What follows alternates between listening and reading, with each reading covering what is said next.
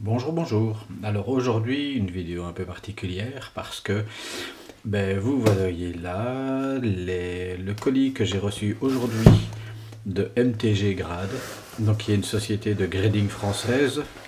Pour ceux qui me connaissent un peu, ils savent que je ne suis pas un grand fan des cartes gradées, mais j'avais plusieurs choses auxquelles je tenais que il y a certaines cartes que je mettrai en vente prochainement, donc comme ça vous aurez un avant-goût de ce qu'il y aura notamment au Lille Card Show du 28 septembre prochain. Et voilà, donc je vais découvrir avec vous ce qu'ils ont fait. Ce qui est très intéressant, c'est que c'est une société de grading qui se trouve à Tourcoing en France. Ça évite de payer des frais de douane, des frais de choses diverses par rapport aux Américains. Ils n'ont pas la même quantité de cartes gradées, mais j'ai voulu essayer, j'ai voulu tenter le coup, et on va voir ce que ça donne au final. Donc, on va ouvrir tout ça. Hop, vous allez tout avoir en même temps, l'ouverture du paquet. Alors, il faut savoir que MTG Grade fait un super suivi, honnêtement. C'est super cool parce que j'avais des questions, ils répondent dans la journée ou pratiquement. Le suivi de la commande est nickel, ça a été gradé. Donc j'avais envoyé une très grosse dizaine de cartes et en moins de 2 semaines, en gros, ils ont reçu le colis, gradé les cartes et j'ai le retour. Donc ce qui est quand même assez intéressant. Hop, je regarde si. Emballé donc. J'espère que c'est bien emballé. Voilà, vous voyez comment ça se présente. Voilà, les cartes, MTG, le paquet, divers et variés. Hop. Et donc, une première boîte, une deuxième boîte, et rien de plus. Hop, je mets ça de côté. Alors, il faut savoir que j'ai la petite carte MTG. Voilà, je vais leur laisser, c'est un peu de pub. Donc là, j'ai une petite enveloppe avec un petit bon et des petites informations supplémentaires. Il faut savoir qu'en fait, je leur avais envoyé une vingtaine de cartes. Et j'ai sans doute mal lu sur le site, mais ils m'ont renvoyé quelques cartes parce qu'ils n'ont pas les machines pour pouvoir le faire, à savoir que j'ai trouvé les Jesse Owens. Donc là, il y en a deux par. Donc j'en ai 5 différentes. Les Jesse Owens de 1936 de Remstra. Donc les chromos des. Comment des cartes. Attends, je bouge un peu la lumière, c'est plus facile. Ouais. Des cartes des Jeux Olympiques de 1936 de Jesse Owens. Donc je voulais les faire grader et en fait MTG ne fait pas ce format-là. Ils s'en sont en cartes, on va dire de format classique. Alors petit message, comme vous êtes les seuls en Europe, puisqu'il n'y a personne d'autre qui grade en Europe des cartes de ce format-là, essayez de voir si un jour vous ne savez pas acheter la machine qui puisse le faire, parce que les chromos, parce que des images hors format, il y en a quand même pas mal.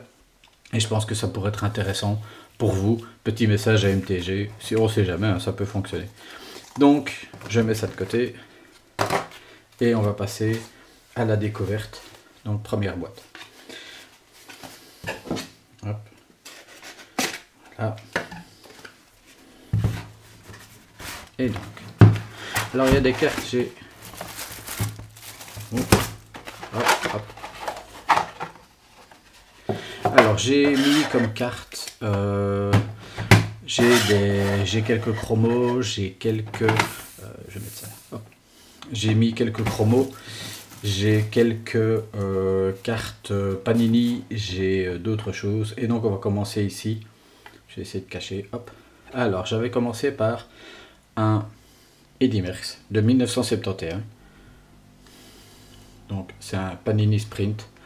Parce que il était super beau à l'arrière, parce qu'il était relativement centré. Et donc je vais découvrir avec vous, en gros. Alors, j'ai un 8 en centré, 7 pour les corners, 9 pour les coins, 9 en surface, et donc j'ai un 8,5. Ce qui est très chouette parce que en général les vintage, vous savez que vous êtes plutôt 6, 7, là un 8,5. Donc je suis assez content du Eddy Merckx pour une carte vintage. Donc 8,5 c'est très bien, je suis très content. Alors ça c'est autre chose, c'est plus particulier encore. Donc c'est une carte, enfin c'est une étiquette de boîte d'allumettes. C'est Vlinder qui créait ça dans les années 60, ça date de 1963. Et donc c'est un Elvis Presley, il faut savoir qu'il y avait plein de vedettes, on va dire, d'époque. Donc là le format étant tout petit, il y a une protection supplémentaire qui est mise à l'intérieur, ce qui est chouette. On va découvrir 9, 9, 9, 9, et ben un beau 9 pour Elvis Presley 1963. Ça c'est vraiment cool, parce que par contre... Ah non, c'est l'autocollant MTG, ça c'est bizarre parce qu'on a l'impression qu'il y a un coup dessus, mais non, en fait c'est le petit autocollant MTG. Donc il faut savoir que vous avez donc le logo avec le numéro, le code, etc. Et donc voilà, vous avez Elvis Presley à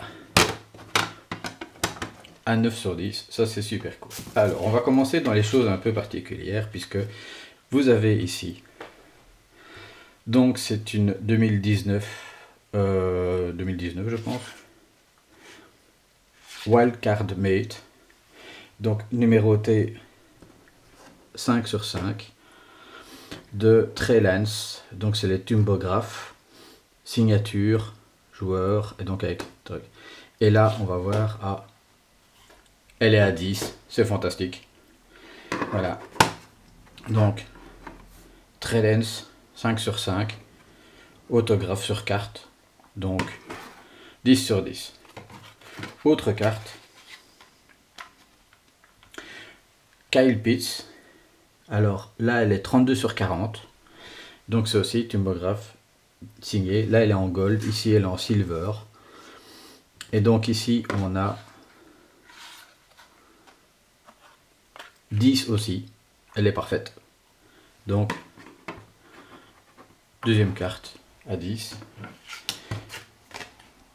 Alors, troisième carte, là on change de registre. On tombe dans du Bowman Chrome.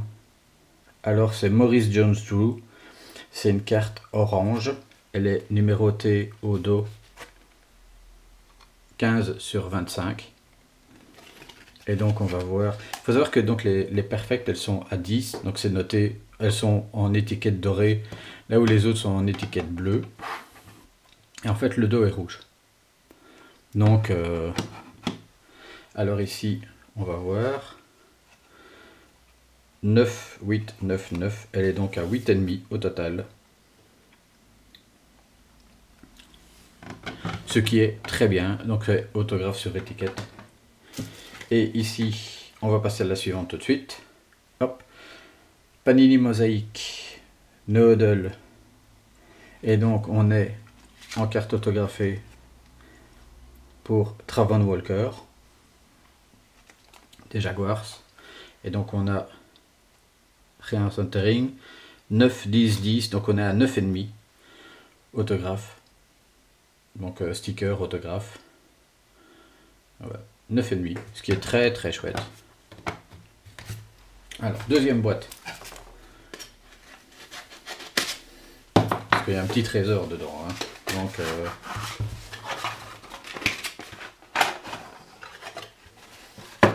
alors, hop.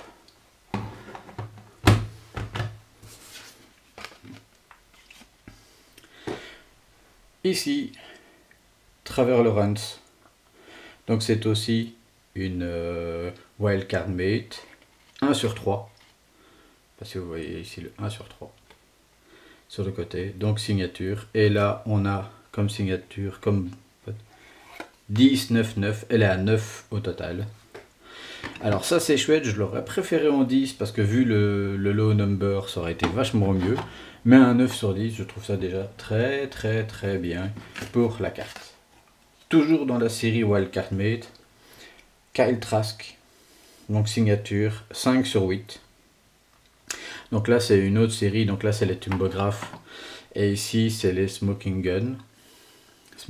Et en fait on est à 9, 8 et 10, donc elle est à 9 aussi, ce qui est assez bien. Hop, on revient sur du Panini avec ici donc Quintay Ingram en blue, carte numérotée sur 75. Numérotation est ici, c'est la 75 sur 75. Et on est en 10, 10, 9, donc c'est 9,5 au total, ce qui est très bien aussi. Également en blue, même chose, Shaquille Barrett. Donc si la précédente était une rookie, lui pas. Aussi numéroté sur 75, je ne sais plus. 75 sur 75 aussi. Et donc ici on est en 9, 10, 9. Donc elle est en 9 aussi.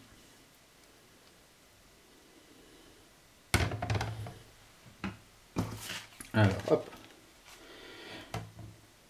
Samuel, Panini Mosaic, rookie carte.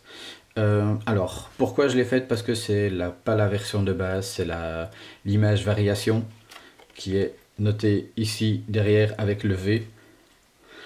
Et cette carte est un peu plus rare et donc je me disais que j'allais la faire grader et je suis à 10, 9, 9. Elle est à 9 aussi, Samuel. Donc Panini Neodle, donc Panini Mosaic. Alors ici, David Mills, Mosaic Script. Donc signature sur sticker. Et là on est à Perfect. Elle est à 10 partout. Alors c'est pas la carte qui vaut le plus, mais je trouve que c'est une très belle carte. Je suis pas un fan des Texans, mais il n'y a rien à faire. Je trouve que quand il y a des belles cartes, elles méritent au moins un beau support. Et donc, voilà la carte. Ici, hop. Alors, Uncle Boldin. Alors là, on a en Panini Rookies and Stars. Si mes souvenirs sont bons, c'est du 2011. Cyril Longevity. Avec, elle est numérotée 24 sur 50 ici derrière. Et donc Uncle Boldin est 8, 10 et 9. Donc elle est à 9 au total. C'est une chouette carte en fait. Moi c'est une des cartes que j'aime bien d'un point de vue graphique. Les vieilles Rookies and Stars de chez Panini, elles sont assez chouettes. Alors, retour sur les wildcards mate. Najee Harris 11 sur 20. Et là, donc, numéroté ici dans le coin. 9, 9, 10, elle est à 9 aussi. Ce qui est très bien. Et enfin, la dernière. Et donc là, c'est une Topps Valor de RG3. Elle est à 40 sur 99. Numéroté là. 3 couleurs de jersey. Ce qui est assez chouette. Et donc là, on est en termes de cotation 9, 9, 10. Elle est à 9 aussi. Donc ce qui est très bien. Donc au final, j'ai 3 cartes à 10.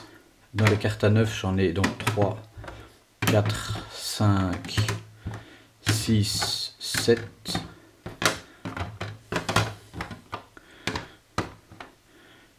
8, en considérant donc la Elvis Presley. 2 cartes à 8,5 et 2 cartes à 9,5. Sachant qu'il y avait en plus donc celle-là qui devait partir au départ. Donc qui n'ont pas été faites puisque c'est les Jesse Owens de 1936. Eh bien écoutez, moi je suis assez content de ce que je viens de voir. Grand merci à MTG pour le suivi, pour le côté assez sympathique des relations qu'on a eues, honnêtement. Et puis ben, vous retrouverez probablement quelques cartes dans les différents salons lorsque j'irai. Et s'il y a des choses qui vous intéressent, vous pouvez toujours m'écrire. Une très bonne journée, bon amusement, au revoir.